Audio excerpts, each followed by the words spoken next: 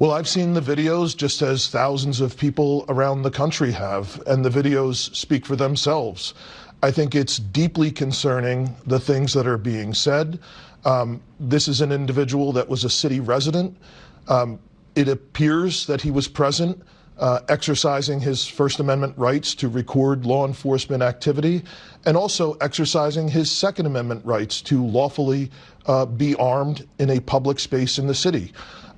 So I think very obviously there are serious questions that are being raised. And I think the greater issue is, even if there is an investigation that ultimately proves that at the time of the shooting it was legally justified, I don't think that even matters at this point, because there is so much outrage and concern around what is happening in the city. What do you mean it doesn't matter at this point? You mean the situation on the ground is already, the impression is left?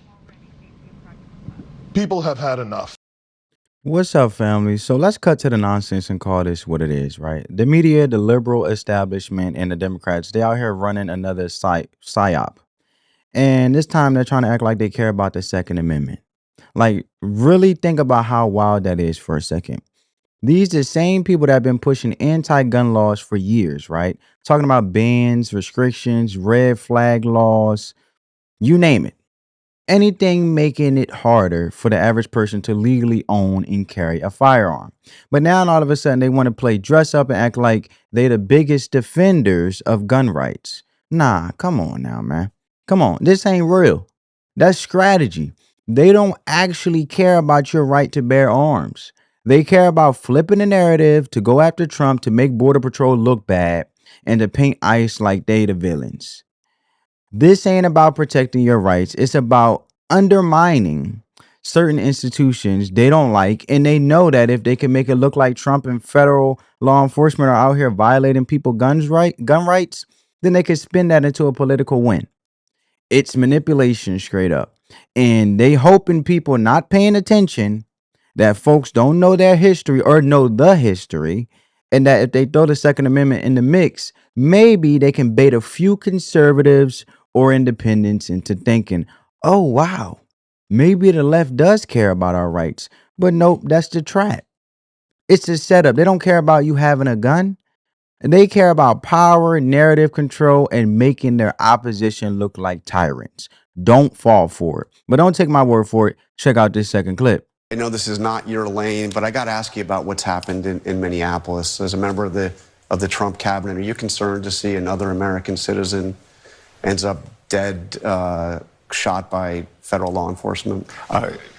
Jonathan, it's a tragedy when anyone dies, but I can tell you the situation on the ground there is being stirred up by Governor Walz.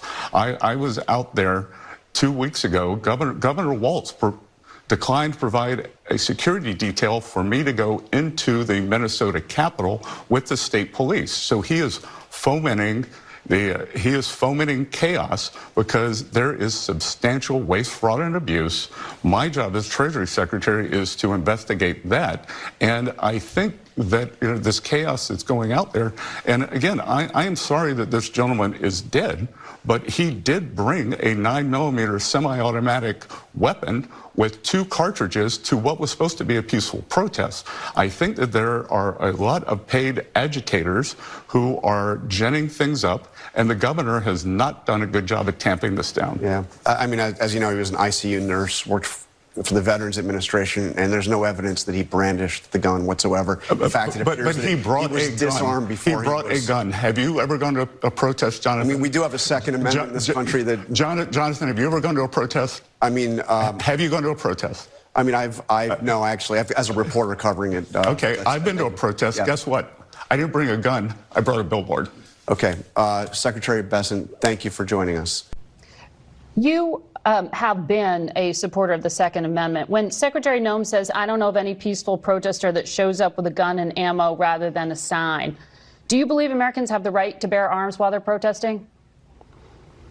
Well, first of all, I'm a co-sponsor of Louisiana's law that allows you to have a concealed carry permit. It's worked very well there. I don't know the state law in Minnesota. I know in a state like Louisiana, and frankly most states, you are not allowed to carry a gun while you're committing another crime. And interfering with law enforcement is a felony. it's something that unfortunately we're seeing in a lot of cities. You even had the police chief yesterday, Chief O'Hara, that you just had on, yesterday said of the protests going on after the shooting that they were unlawful. Yes. He actually said it was an unlawful assembly, what a lot of people are doing. And they were throwing things at ICE agents, throwing projectiles that could harm ICE agents. So Yeah, he let's wasn't tone talking this about the down. victim, no. And leaders in Minnesota, by the way, have been ratcheting up the rhetoric. I mean, you Right. saw the Governor Walz said they're Gestapo. He said they're Yes. violently hurting people. I'm going to have to take this commercial break and let you finish the thought. See, people gotta really wake up and start recognizing when they're being finessed. Like one of the clearest signs that you're getting played is when the same liberal media that's been against something for years suddenly flips the script and pretends to support it. Like out of nowhere, they love the Second Amendment now. Really? Like these are the same folks who've been pushing gun control like it's their religion, trying to ban rifles, limit magazine capacity, pass more red tape, so law-abiding citizens can't protect themselves. And now suddenly they out here waving the Constitution and around like they in the NRA. Come on, bro. Like that's not real support. It's not real support at all. That's just politics. And they do this same thing with other issues too, like with the whole debate over trans athletes in women's sports. One minute they're calling conservatives fascists for protecting women's sports. Next minute they flipping the narrative like, oh, y'all don't believe in small government anymore? Like, bro, stop gaslighting. Because this ain't about big government or small government. This is about common sense, which is my first language. And they're constantly twisting the logic just to make it emotional. So you stop thinking with your brain and you don't think with your brain and start reacting with your feelings. And that's exactly what they're doing in this ICE situation. Because Alex Perry tried to step to law enforcement while armed, and now they want to act like he's some Second Amendment martyr. Let's be real.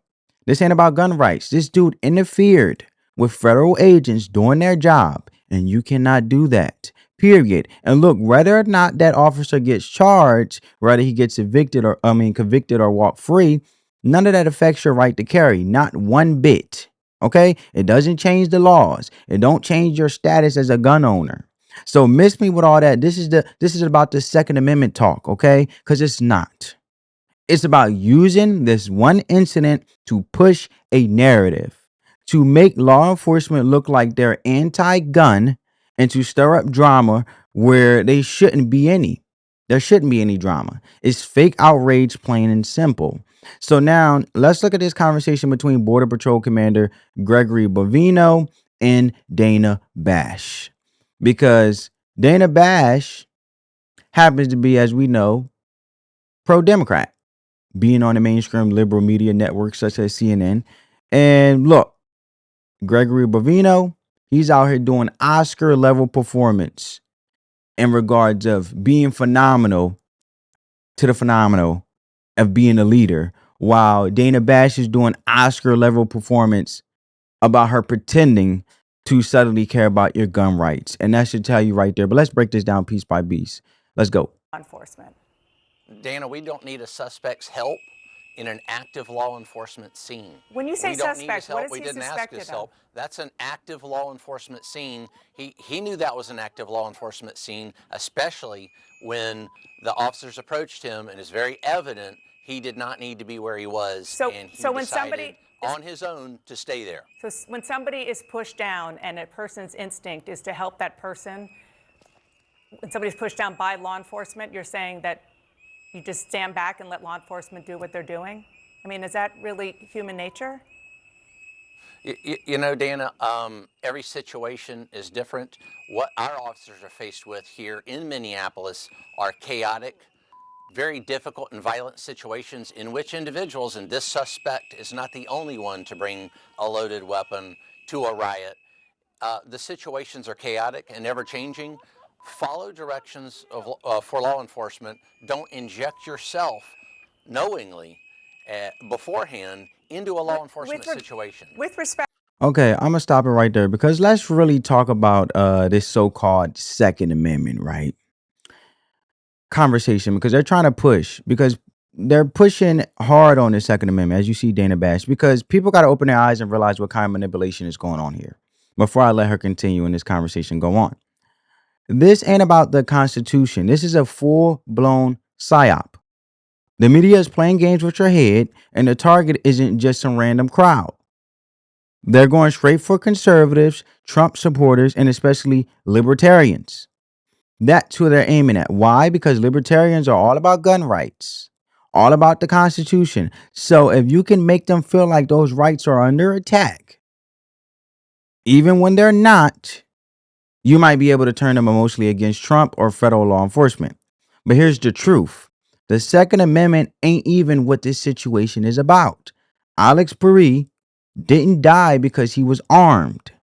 He died because he was irresponsibly armed, as you heard Greg Bovino say, and started escalating conflict around law enforcement. And anybody who's ever taken a concealed carry class knows that's one thing you don't do. Look, I'm not knocking his right to carry. I support that all day. I defend his right to carry, but what that right comes responsibility. What they say, when much is given, much is required, meaning responsibility. You don't pull up to a scene where law enforcement is already handling a tense situation and then insert yourself while armed in a way that's aggressive, confrontational, and unpredictable. So you got me over here stuck, tongue-tied. But this ain't how this works. Cops are armed too. They are trained to eliminate threats. And when you look like a threat, especially while resisting, especially while armed, things go left fast. Alex wasn't just some guy observing, right? As she trying to make it out to be about his Second Amendment right. He has every right to raise his voice or let his voice be heard and observe. That's the lie they keep trying to spin. There's no video of him.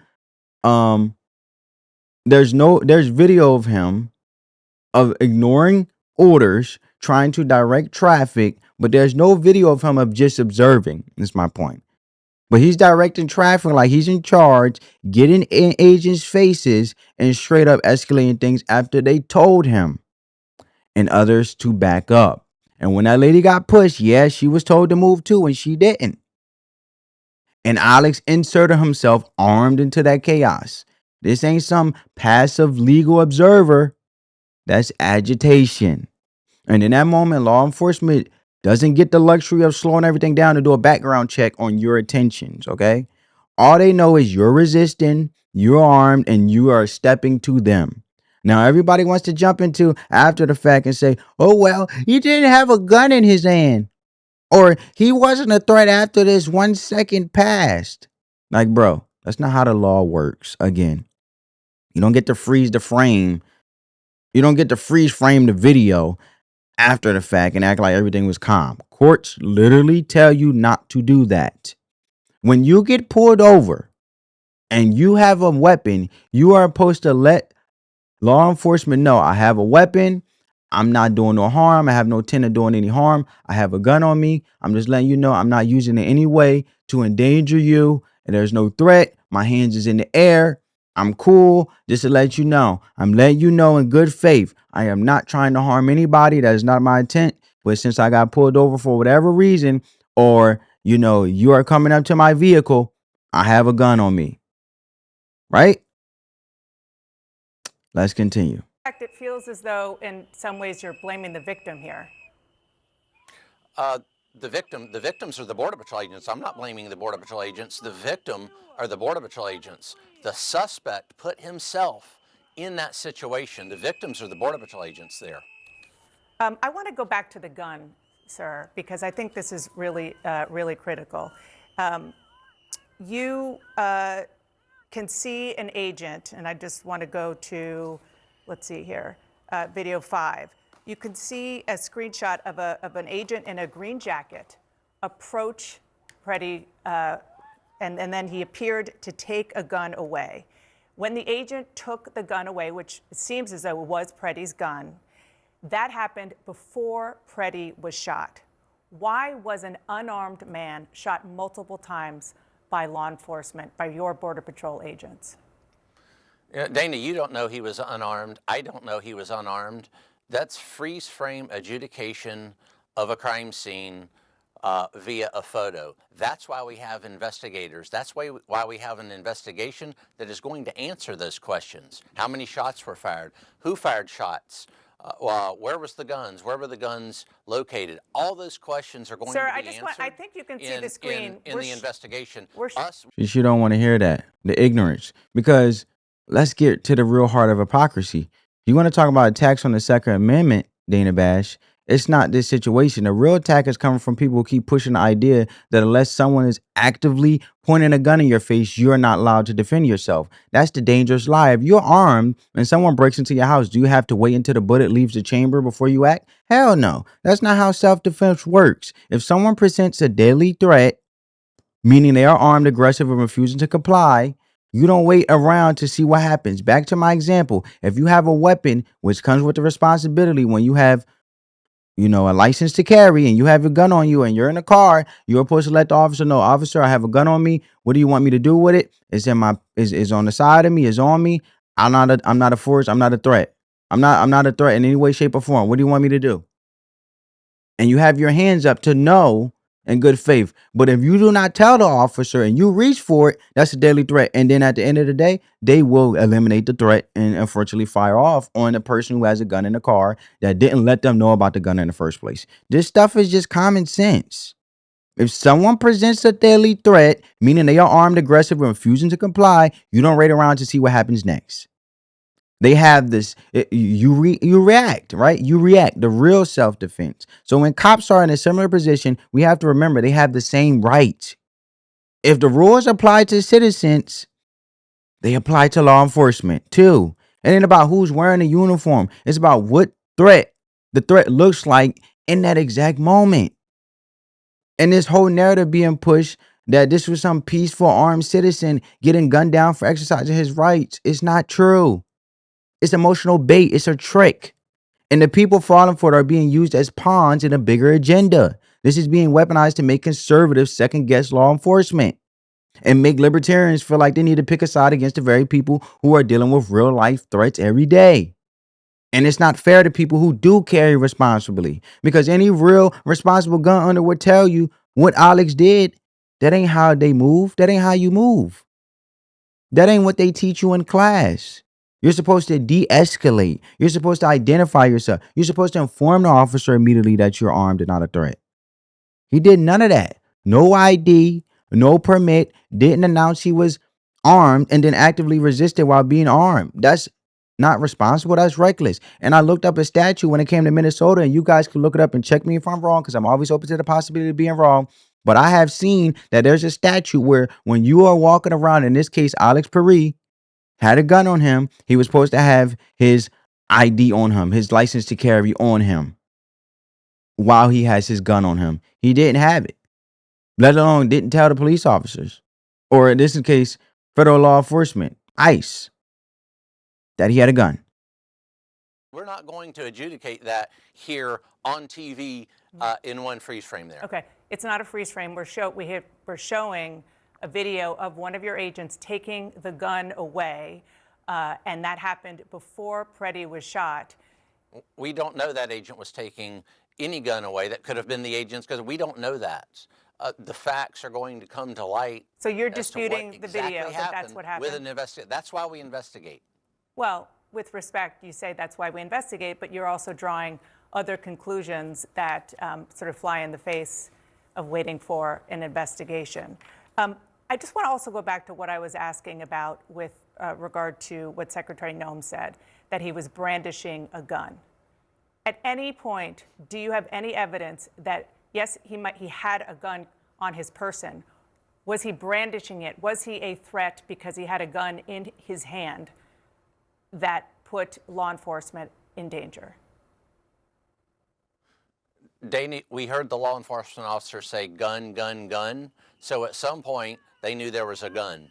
So again, that is going to be part of that investigation as to what was happening on the ground there between those victims, the Border Patrol agent victims, and the suspect. Both the police chief in Minneapolis, O'Hara, and Governor Walz say Preddy was legally licensed to carry a concealed weapon. So are you saying it's not okay for him to exercise his Second Amendment right, not to mention his First Amendment right to be there in the first place, but his Second Amendment right to carry a gun? And if you do, you can be shot by federal law enforcement? No, I didn't say that, Dana. I never said that. What I'm saying is we respect that Second Amendment right, but those rights don't count when you riot and assault, delay, obstruct, and impede law enforcement officers, and most especially when you mean to do that beforehand. How do you know that? When you mean to do that beforehand, when you show up to an active crime scene, don't leave the crime scene, and you're armed, then you've got the decision-making process for that individual doesn't seem to be very good. Now, back to the Second Amendment. What you're saying about the Second Amendment is peacefully protesting with firearms. Absolutely, I've done that myself, and fully support that, but not when you perpetrate violence, obstruct, delay, or obfuscate Border Patrol in the performance of their duties in an There's active no crime evidence that scene. he was perpetrating violence. And there's no evidence, unless you have it, and we'd love to see it if there is, that he was intending to massacre law enforcement, other than the fact that he was there and he had a gun lawfully. See, I can't stand her, man, because Alex went up to the ICE agents in the midst of them doing their job, and they told him to back away. They warned him before the incident of him being gunned down and eventually killed. So I don't know why she's pretending like we didn't see what we saw. And the only thing that's killing me, because I'm tired of hearing her mouth, Dana Bash is the type where she'll keep answering with a different question because she wants to trip you up in regards of you saying something that falls into her favor. But shout out to Greg Bovino because he kept his decorum and he was very professional. He stayed to the facts, and that's the facts. At the end of the day, you don't impede an investigation and become to take an action of obstruction, being an agent of chaos in the midst of a federal investigation or of federal law enforcement doing their job and confronting them when they're telling you to back away and you don't comply. And that's to it. And then having a gun on top of you, a gun on you on top of that. See, Dana Bash is the type of individual where they will keep answering very quickly and responding to you very quickly because not only do they want you to trip up so they can sit there and act like they caught you in a lie, but they don't want to acknowledge what you said because what you're saying is not what they want to hear. So they'll keep answering quickly to see if you change up. So then not only will they catch you in a lie, but then they'll try to flip the narrative in their favor to make you out to say something you didn't say. And that's why I say shout out to Greg Bovino for holding his own and talking to this lady who's being very ignorant, respectfully, because she could replay the video a million times before it's obvious. This dude was just not standing around minding his business. He was confronting law enforcement after they pushed that woman down. That's what kicked it all off. And again, when you're armed and you choose to go up and confront federal agents who are also armed, that's not bravery. That's straight up reckless. Like, I don't care how strongly you feel about the situation. It's probably not a good idea to start getting aggressive with law enforcement while you're strapped. And that's just basic logic. And yeah, optically, I get this whole thing doesn't look great for the Trump administration. I don't like how they're handling it in the media either, because when they come out right away saying stuff like he was brandishing a gun, it makes it sound like dude was out there pulling heat on the agents like he was about to pop off. And that's not exactly what happened. So now when people look at the footage, it doesn't match the tone of that statement and it chips away at the credibility, not because the shooting wasn't legally justified from a legal point of view. It absolutely was. But morals and feelings aside, it holds up in court. But politically, nah, you're giving the press free ammo. You're basically handing them a narrative to twist. What they should have said was something clean and simple, like there's an active investigation, just like Greg Bovino did. And the officers felt threatened. The suspect was armed. He resisted. Shots were fired in self-defense, period. Leave it at that. And that's why Dana Bash keep trying to chip away to get Greg Bovino to say something outside of the lines of his professional decorum. And just let the facts in the court do the talking instead of feeding the media more drama to spin. But at the same time, we can't start backing down just because the optics ain't perfect, right? This is a gut check moment, straight up. This is where we find out who's really about what they voted for and who's really ready to fold just because the media is yelling and the left is throwing a tantrum. Because if we back off and we tell ICE to chill just because we're scared of the headlines, we're basically saying violence works. We're telling the other side, hey, if you scream loud enough and get chaotic enough, we'll let you win. And we can't let that be the message. We voted for mass deportations. We the people, the American people. That's why Donald Trump won the election, and that's what the American people wanted, and that's what Trump promised, right? And now that the administration actually following through, what we supposed to get soft? They supposed to get soft? Hell no. And if you start compromising now, you're going to let the left run this country through fear and disorder. And they decided violence is their political strategy, disruption, chaos, and confrontation. And if you award that bad behavior, just like if you did that with a child, it will never stop. But let me know what you guys think down in the comments below. Spread that peace, love, and positivity. Let the love supersede the hate. Love you guys, and thank you for rocking with me. Peace.